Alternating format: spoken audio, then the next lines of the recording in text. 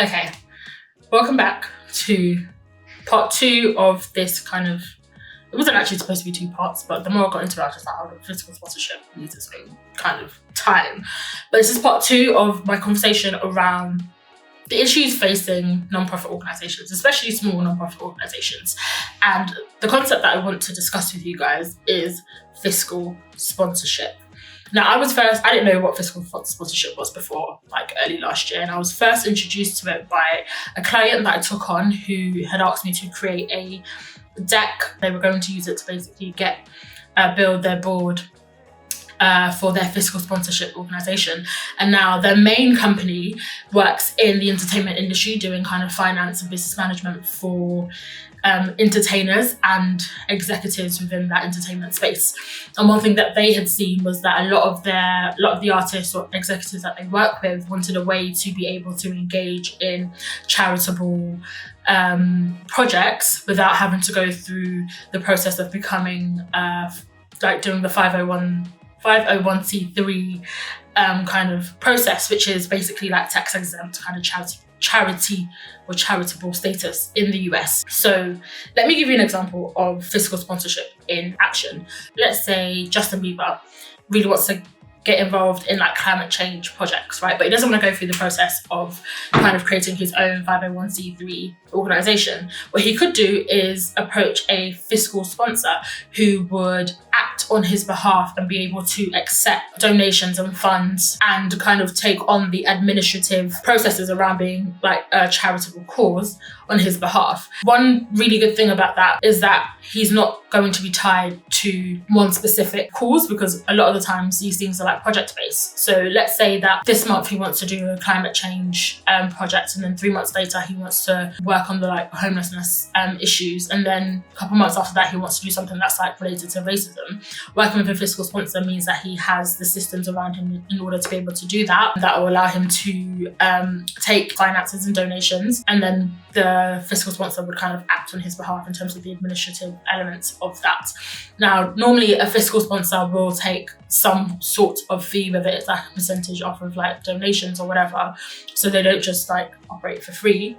But they're a great way to kind of bridge the gap between, I guess, like the difficulty of being able to get that tax status and still being able to have impact in your community.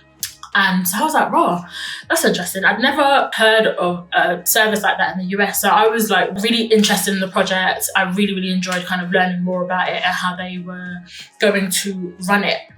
And so essentially what a fiscal sponsor is a tax exempt organisation that are able to accept like donations and fundraise on your behalf if you are not 501c3 registered, if you like. So it's super tied to the US. And one thing that I thought was like, what does fiscal sponsorship look like in the UK? I don't particularly feel like the benefits of a fiscal sponsor would come directly from the getting funding side of things. But I think it would be more the systems around that could be more beneficial. So for example, if you don't have 3 directors and a board of trustees, the access to funding opportunities are like pretty slim. And a lot of funders obviously require that. And so it's like people who run these organisations essentially miss out on funding opportunities because they don't have the above, and therefore their beneficiaries also kind of miss out on the impact those programs could have on their livelihoods. So I do think there is something in the middle that could be quite helpful. I think it's important to note that it's important for non-profits to have financial rigor and to be accountable for the impact that they say that they're going to have and the projects that they are proposing they want to run.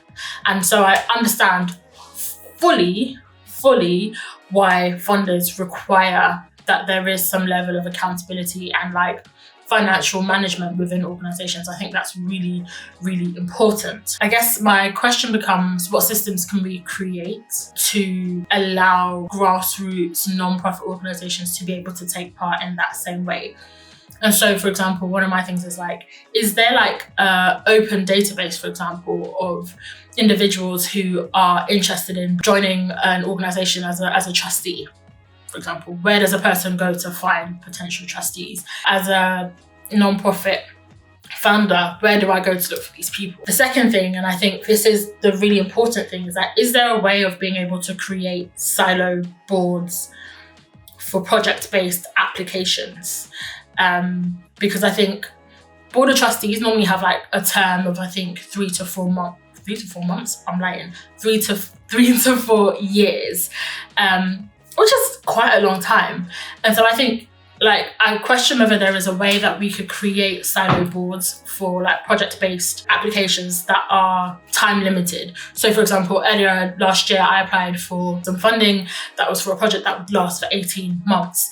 Is there a way that I could then, let's say I like get a provisional yes on the basis that I can find 3 board members who are interested, who agree to be agree to act as our board of trustees for the duration of the project, which is 18 months.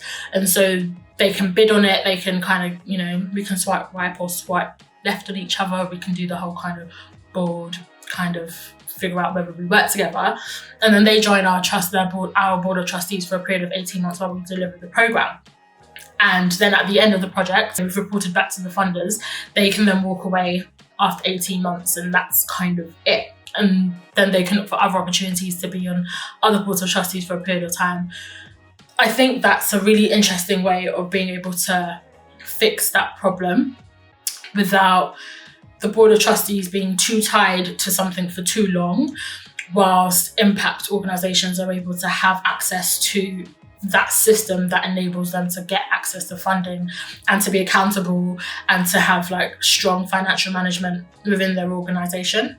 And I'd love to build something like that. And I'm kind of, in true Fiona fashion, my mind has been thinking about some things, and I may or may not be tinkering and just talking to other people about it, because I do think there is a space for that to happen somewhere.